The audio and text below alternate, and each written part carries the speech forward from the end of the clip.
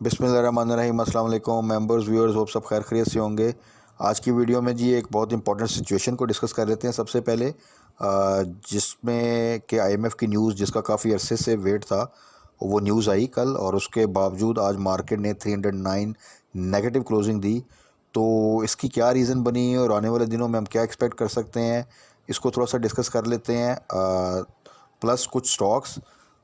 जिनके बारे में बहुत सी जगह पे हम स्टॉप लॉस का मैं कहता रहता हूँ, बार बार कुछ लेवल्स बताता रहता हूँ कि इन लेवल्स पे तो उनमें बाय करना है या एवरेज करना है, तो कल के लिए उनमें क्या स्ट्रेटजी होनी चाहिए, इसको थोड़ा सा डिस्कस कर लेते हैं। तो सबसे पहले तो आ जाएँ मार्केट के वाले से। मार्केट ने, आप सबको पता है कि कल जब मार्केट थी वो तकरीबन 600 से भी ज़्यादा नेगेटिव थी, और उसके बाद सेशन क्लोजिंग के दौरान बड़ी अच्छी रिकवरी आई और मार्केट ने जस्ट 87 जो सा नेगेटिव क्लोजिंग दी। उसकी रीज़न यही थी कि ये अंदाज़ा था सबको कि जो अप्रूवल है आईएमएफ की तरफ से वो हमें मिल जाएगी। सो कल की एक जो रिकवरी थी वो इसी न्यूज़ की बेस पे थी कि हमें वो अप्रूवल मिल जाएगी। रात को लेट नाइट जब ये न्यूज़ आई, इसकी कंफर्मेशन आई, तो आज आपने देखा कि मार्केट ने सुबह पॉजिटिव ओपनिंग दी और 400 प्लस पॉजिटिव साइड पे भी गई, और उसके बाद फिर आहिस्ता आहिस्ता वो नेगेटिव आई और अल्टीमेटली 309 जो है उसने पॉइंट्स की नेगेटिव क्लोजिंग दी। तो इसकी क्या रीज़न बनी, तो आप थोड़ा सा अगर पीएसएक्स में काफ़ी अरसे से काम कर रहे हो और plus at the same time news को फॉलो करते हो, तो आपको अंदाज़ा हो जाएगा कि इसकी रीज़न क्या थी। देखें, आपको याद होगा कि जब कोविड आया था और मार्केट तकरीबन 20,000 पॉइंट का जो सा उसने ड्रॉप किया था, तो उस वक़्त आईएमएफ की तरफ से हमें कुछ रिलैक्सेशन मिली थी, और जो इंटरेस्ट रेट था आपका वो 13 के आसपास, आई थिंक उसको बड़ी तेज़ी से ड्रॉप किया गया था, और वो तकरीबन आई थिंक 8 to 7 के दरमियान कहीं पे आ गया था, जिसकी वजह से मार्केट को बहुत बूस्ट मिला। उसके अलावा और भी कुछ मेजर्स लिए गए, कुछ रिलैक्सेशंस, कुछ एमनेस्टी स्कीम वगैरह इस तरह की चीज़ें दी गई। तो मार्केट ने वो 20,000 पॉइंट बिल्कुल विद इन अ ईयर वो सारे रिकवर किए थे। तो अभी के लिए आप एक और एग्जांपल ये कि जब भी आप देखें किसी स्टॉक का रिज़ल्ट आता है, तो आपने देखा होगा कि अक्सर अच्छा रिज़ल्ट आता है लेकिन उस दिन वो डिप ले लेता है। तो रीज़न क्या है कि उससे पहले, वो रिज़ल्ट आने से पहले उसकी एक रैली बन चुकी होती है इस बेस के ऊपर कि उसका एक अच्छा रिज़ल्ट आ रहा है, और अगर उस दिन वो फिर कोई रिज़ल्ट अच्छा होने के साथ कोई अच्छा पे आउट नहीं देता, तो उसमें फिर एक प्रेशर आता है, दो कि वो टाइमिंग होता है, बट वो प्रेशर आता है। तो जो आईएमएफ की न्यूज़ है, इसको भी आप थोड़ा सा इस तरह कंसिडर करें कि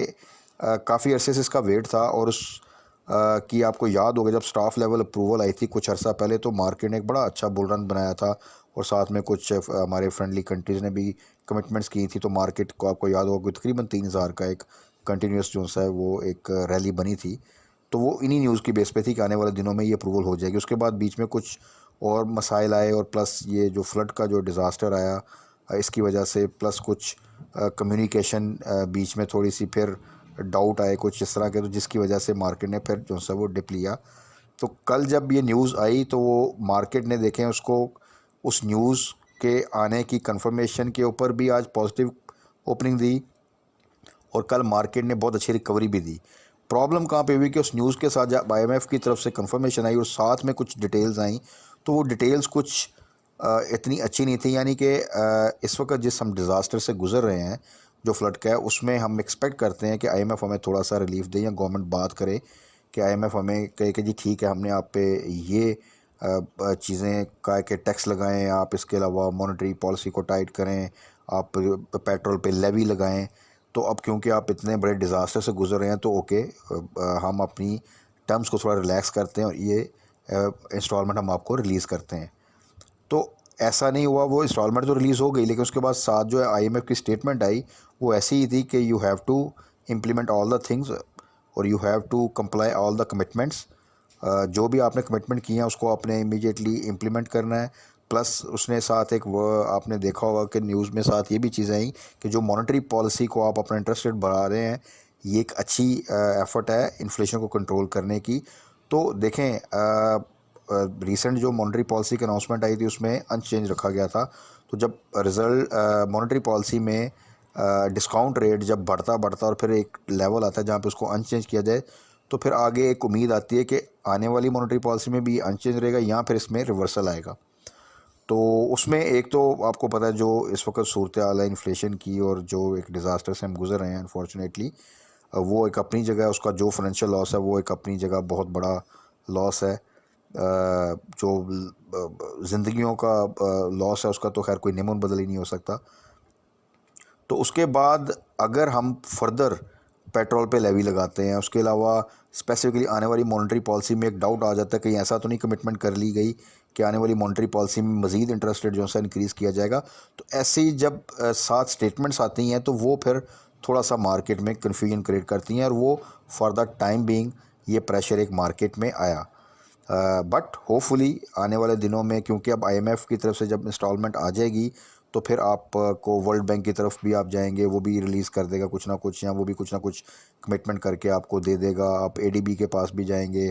फ्रेंडली कंट्रीज़ भी, कि आईएमएफ ने क्योंकि दे दिया तो वो भी आपको प्रैक्टिकली चीज़ें जो सी हैं अब होती नज़र आ जाएंगी, जो कि हमेशा आपने देखा होगा कि होता है। सो जो आज का प्रेशर है वो कुछ वो टर्म्स थी, और जो कि आईएमएफ ने इस इंस्टॉलमेंट के साथ जो है वो बताई कि इनको आपने कंप्लाई करना, जो कि इस सिचुएशन में हम एक्सपेक्ट करते कि शायद कुछ रिलैक्सेशन मिल जाए। तो वो एक इसलिए मार्केट ने थोड़ा सा उस चीज़ को नेगेटिवली लिया, बट आने वाले दिनों में इंशाल्लाह ताला चीज़ें बेहतर हो जाएंगी। सो स्टे पॉजिटिव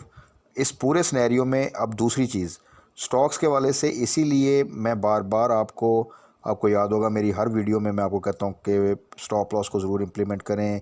टाइम भी प्रॉफिट टेकिंग करें, हाई साइड में एक्साइटमेंट में कभी भी बाय ना करें। जितना मर्ज़ी अच्छा स्टॉक हो, जो बाय लेवल हम डिस्कस करते हैं एक्चुअल बाय लेवल वही हैं, या कोई बाय लेवल अकॉर्डिंग सिचुएशन चेंज होगा और आएगी अच्छी अपॉर्चुनिटी तो मैं आपको बता दूंगा, लेकिन हाई साइड पे बाय ना करें। तो आप देख लें कि जो स्टॉप लॉस हम चीज़ों के बताते थे, अगर वहाँ पर आपने प्रॉपरली इंप्लीमेंट किए हैं तो आप पॉजिटिव साइड पे एग्जिट लेके कैश के और आपके पास, आप उसी चीज़ को डिप पे बाय कर सकते हैं। और अगर आपने वो नहीं किया तो देन फिर होल्ड, वो चीज़ें दोबारा बाउंस बैक करेंगी। लेकिन सबसे डेंजरस स्ट्रेटजी होती है कि आप हाई साइड पे बाय करें, स्टॉप लॉस भी ना लगाएं, और फिर जब नीचे जाए डाउनवर्ड तो फिर वहाँ पैनिक में आप सेल कर दें।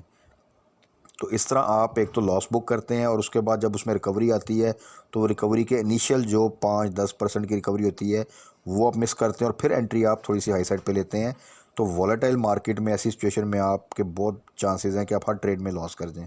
सो वॉलेटाइल मार्केट में आप स्ट्रॉन्ग उसके साथ थोड़ा सा प्रॉपर स्ट्रेटजी के साथ जो सा शॉर्ट ट्रेड्स के साथ या स्टॉप लॉस के साथ आप ट्रेड करें तो फिर आप सिक्योर रहते हैं। या फिर आप एज ए लॉन्ग टर्म जो सा है अच्छे लेवल पे एंटर हों और एक टारगेटेड बेस जो सा है वो स्टॉक को लेकर इन्वेस्टमेंट करें, तब भी अल्टीमेटली आप फ़ायदे में रहेंगे। फिर उसमें जो भी डिप्स आते हैं उसमें आपने किसी किस्म का पैनिक नहीं लेना। सो कल के लिए अगेन उम्मीद है कि इंशाल्लाह मार्केट रिकवर करेगी, और ख़ास तौर पे जो स्टॉक्स और कुछ सेक्टर्स हैं उनमें बेहतरी आएगी जो हम डिस्कस करते थे। अब कल के लिए कुछ स्टॉक्स को डिस्कस कर लेते हैं। ओवरऑल जो technology sector, oil and gas sector को हमने वीकेंड की वीडियो में डिस्कस किया था, वही स्ट्रेटजी है, वही स्टॉप लॉस है। कुछ स्टॉक्स जिनमें कुछ स्टॉप लॉस हिट हुए हैं जो हमने बताए थे, अब उनमें फ़र्दर क्या स्ट्रेटजी करनी है। कुछ स्टॉक्स जो कि उन लेवल्स पर हैं जहाँ पे एंट्री बन सकती है, उनमें क्या स्ट्रेटजी करनी है, ये हम थोड़ा सा डिस्कस कर लेते हैं। तो सबसे पहले आईटी सेक्टर में देखें टीआरजी ने आज 90 बिलो जो है वो क्लोजिंग दे दी। आपको याद होगा कि जब ये 95 से ऊपर 97 98 के पास था तो मैंने यही कहा था कि जो क्वांटिटी आपने 80 बिलो पे बाई की हुई है, एवरेज की हुई है, उसकी 95 से ऊपर ज़रूर प्रॉफिट टेकिंग कर लें, या फिर आप 90 का स्टॉप लॉस ज़रूर लगा के रखें, और जैसे ही 100 क्रॉस करे तो फिर आप अपने स्टॉप लॉस जो है वो 95 पे ले जाइएगा। तो जिन दोस्तों ने तो 95 से ऊपर प्रॉफिट टेकिंग की, उनको आज या कल जो है वो दोबारा टीआरजी को तकरीबन 6-7 रुपये नीचे बाय कर सकते हैं। जिन्होंने 90 का स्टॉप लॉस लगाया था वो भी आज एग्जिट कर गए होंगे पॉजिटिव साइड, तो कल डिप पे वो फर्दर दोबारा टीआरजी में एंट्री ले सकते हैं। ओवरऑल टीआरजी इंशाल्लाह ताला आने वाले दिनों में फिर बेहतर हो जाएगा, बट ये स्ट्रेटजी आप देखें तो आपके सामने एक प्रैक्टिकल एग्जांपल है स्टॉप लॉस की या टाइमली प्रॉफिट टेकिंग की, कि वो इस वॉलेटाइल मार्केट में कितनी फ़ायदेमंद होती है। उसके बाद आ जाए जी सिस्टम अगेन, इसके बारे में मैंने हमेशा कहा कि इसको लॉन्ग टर्म अपने पोर्टफोलियो में रखें। आपने देखा इसका रिजल्ट भी अच्छा है, पे आउट नहीं आया था, थोड़ा सा डिप आया, अल्टीमेटली आज फिर इसने 400 को टच किया। सो सिस्टम एक अच्छा पोटेंशियल है, इसको आप कंसिडर करें कि एटलीस्ट आप इसकी जो दिसंबर क्लोजिंग के रिजल्ट्स आएंगे वहाँ तक आपने होल्ड करें, तो देन एक्चुअल आप इसका जो बेनिफिट है और गेन वो ले सकेंगे।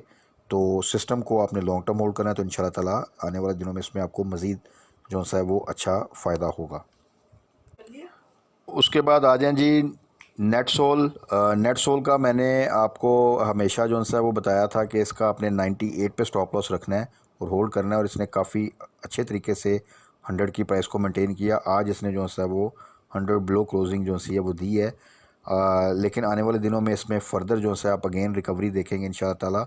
और मोस्ट प्रॉब्ली कल ही ये एक अच्छी रिकवरी दे जाएगा। तो पॉलिसी वही है कि 98 का स्टॉप लॉस रखें, होल्ड करें, और जैसे ये 100 400 300 5 यहाँ पर जाए तो फिर आपने अपना स्टॉप लॉस इस तरह इंक्रीज़ कर देना है, और वो स्ट्रेटजी हम साथ साथ डिस्कस कर लेंगे। तो नेट सोल में अगेन जिनके पास है वो होल्ड करें, इंशाल्लाह ताला आने वाले दिनों में आप इसमें जो है फर्दर जो है एक अच्छी ग्रोथ देखेंगे। इसके बाद आ जाएं जी पीआरएल रिफाइनरी सेक्टर में। तो आपको पता है इकट्ठा ही मूव करता है, तो लेकिन हमने पीआरएल को ख़ास तौर पे टारगेट किया था जब ये 15 बिलो था। तो पीआरएल अगर आप देखें तो नेगेटिव मार्केट में भी अपनी प्राइस को होल्ड कर रहा है। जैसे ही थोड़ी सी मार्केट बेहतर होती है इसमें एक अपसाइड मूवमेंट आती है, बट क्योंकि मार्केट की क्लोजिंग 300 से ज़्यादा नेगेटिव थी तो पीआरएल ने डेफिनेटली नेगेटिव क्लोजिंग दी, लेकिन समहाउ अगर आप देखें तो अपनी प्राइस को काफ़ी अच्छे से मेंटेन कर रहा है, और 10-20 पैसे की जो नेगेटिविटी है वो 300 से ज़्यादा जब मार्केट नेगेटिव है तो उसमें इतना मैटर नहीं करती। तो पीआरएल आने वाले दिनों में इंशाल्लाह 20 क्रॉस करेगा, और जैसे ही 20 क्रॉस करे तो फिर हमने अपना स्टॉप लॉस जो कि अभी हमने 18 का रखा हुआ है उसको हमने 19 पे ले जाना है, और जब 20 से ऊपर जाएगा तो वहाँ पे फिर हम फर्दर डिस्कस कर लेंगे कि कहाँ पे हमने इसकी प्रॉफिट टेकिंग करनी है। उसके बाद आ जाए जी गनी ग्रुप की तरफ, जिसमें स्पेसिफिकली जी टेक और डबल जी एल और ट्रिपल जी एल को भी साथ आप कंसिडर कर लें, तो इनमें भी मूवमेंट एक साथ ही बनती है इन नॉर्मल सर्कमस्टांसेस। उसमें जी टेक स्पेसिफिकली अच्छे वॉल्यूम लग रहे हैं, अपनी प्राइस को अच्छी तरह मेंटेन करें। इसको हमने जब ये 8.5 से नीचे था वहाँ टारगेट किया था, तो अभी के लिए भी जो इस प्रेजेंट सिनेरियोस में 9 से नीचे इसमें पोटेंशियल है कि वहाँ पे आप एंट्री ले सकते हैं, और आने वाले दिनों में इसमें आप एक अच्छी जो सी है वो मोमेंट देख सकते हैं, और एटलीस्ट इजीली आपको ये 1-2 रुपये का gain in a very short period of time वो दे सकता है। इस नेगेटिव मार्केट में भी इसने जो क्लोजिंग दी है वो 9 से ऊपर की है। सो कल अगर आपको डिप में ये 9 बिलो किसी भी टाइम पे मिले तो वहाँ पे आप एंट्री ले सकते हैं, और इसकी आई थिंक जो रिज़ल्ट अनाउंसमेंट डेट है वो भी आ चुकी है। सो उससे पहले, रिज़ल्ट से पहले एक रैली जो सी आप इसमें थोड़ी सी एक्सपेक्ट कर सकते हैं। Same with double G L भी अगर आप देखें तो अपनी प्राइस को अच्छे तरीके से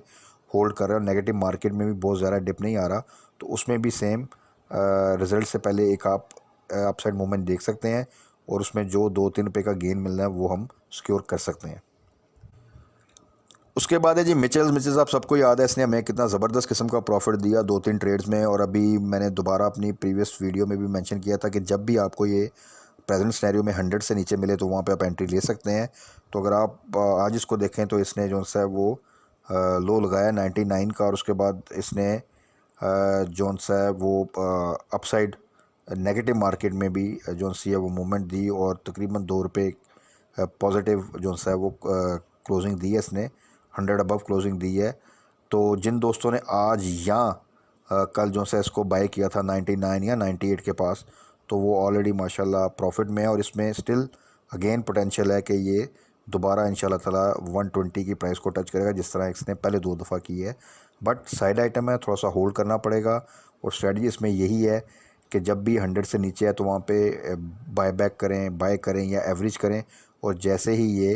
110 से ऊपर जाए तो 105 पे अपना स्टॉप लॉस, जब ये 115 से ऊपर जाए तो 110 पे स्टॉप लॉस, और जब ये 120 से ऊपर जाए तो 115 पे स्टॉप लॉस। तो ये स्ट्रेटजी अगर आप चलेंगे तो इंशाल्लाह ताला बहुत अच्छा जो है आप इसमें से गेन कर लेंगे, और वो गेन इन वन गो भी हो सकता है और मल्टीपल ट्रेड्स में भी हो सकता है। फाइनल वन है जी टीपीएलपी का भी स्विंग ट्रेड्स हम बहुत दफ़ा मेंशन कर चुके हैं कि जब ये 18-17 के आसपास आए तो वहाँ पे बाय करें, और जब ये 20 क्रॉस करके 22 को क्रॉस करें उसके आसपास आए तो वहाँ पे प्रॉफिट टेकिंग करें या 20 का स्टॉप लॉस रखें। तो दोनों सूरतों में अगर आप देखें तो अगर आप टाइमली प्रॉफिट टेकिंग करते हैं और राइट टाइम पे एंट्री लेते हैं तो आपको तकरीबन 4 से 5 रुपये तक का भी गेन मिल सकता है, और अगर आप स्टॉप लॉस की स्ट्रेटजी के साथ चलते हैं तो तब भी आपको 2 रुपये का गेन मिलता है। इन एनी केस आप इसमें डिफरेंट टाइम पे बार बार ऐसी स्विंग ट्रेड करके इसमें अच्छा प्रॉफिट गेन सकते हैं, प्रोवाइडेड कि आप जो एंट्री लेवल है वो राइट टाइम पे हो। वो ऐसा ना हो कि आपने 20 प्लस पे जाके एंट्री ली हो और at the same time right time पे अगर आपने एंट्री ले ली है तो फिर राइट टाइम पे आप प्रॉफिट टेकिंग करें या स्टॉप लॉस करें। तो दोनों सूरतों में आपको इसमें एक पॉजिटिव एग्ज़िट और उसके बाद बाय बैक ऑन डिप, ये दोनों अपॉर्चुनिटी कई दफ़ा जो सी है वो मिल सकती हैं। तो ये तो था जी आज के लिए स्पेसिफ़िकली कुछ स्टॉक्स को डिस्कस कर लिया जिनमें कल के लिए क्या स्ट्रेटजी होनी चाहिए। इनको आप टारगेट कर सकते हैं, जिसमें टीपीएल को आप टारगेट कर सकते हैं, मिचेस को टारगेट कर सकते हैं अगर वो 100 से नीचे आता है दोबारा, जी टेक को टारगेट कर सकते हैं अगर वो 9 से नीचे आपको मिलता है। बाकी आपको टीआरजी को आप डिप पे कल टारगेट कर सकते हैं जिन लोगों ने प्रॉपरली टाइमली एग्जिट ले लिया है। तो ये स्ट्रेटजी अगर आप फॉलो करेंगे तो इंशाल्लाह आने वाले दिनों में आप एक अच्छा गेन कर लेंगे। और ये रिज़ल्ट सीज़न में जितना मैक्सिमम हम अपना प्रॉफिट सिक्योर कर सकते हैं इसको हमने टारगेट करना है, क्योंकि आने वाले दिनों में जैसे ही अक्टूबर नवंबर करीब आएगा तो बहुत से ऐसे इवेंट्स हैं जो कि मार्केट को इफ़ेक्ट कर सकते हैं आइदर वे। तो उससे पहले हमने मैक्सिमम चीज़ों को सिक्योर करना है और अपने कैश इन हैंड रखना है ताकि कोई ऐसी अपॉर्चुनिटी आती है, डिप आता है, तो वहाँ पे हम कोई नई अपॉर्चुनिटी अवेल कर सके, ना कि हम अपनी चीज़ों के साथ स्टक हो जाएं। तो बाकी कल मार्केट क्लोजिंग के बाद फर्दर क्या स्ट्रेटजी करनी है इसको डिस्कस कर लेंगे। तब तक अपना ख्याल रखिएगा, दुआ में याद रखिएगा। स्टे ब्लेस्ड, अल्लाह हाफ़िज़।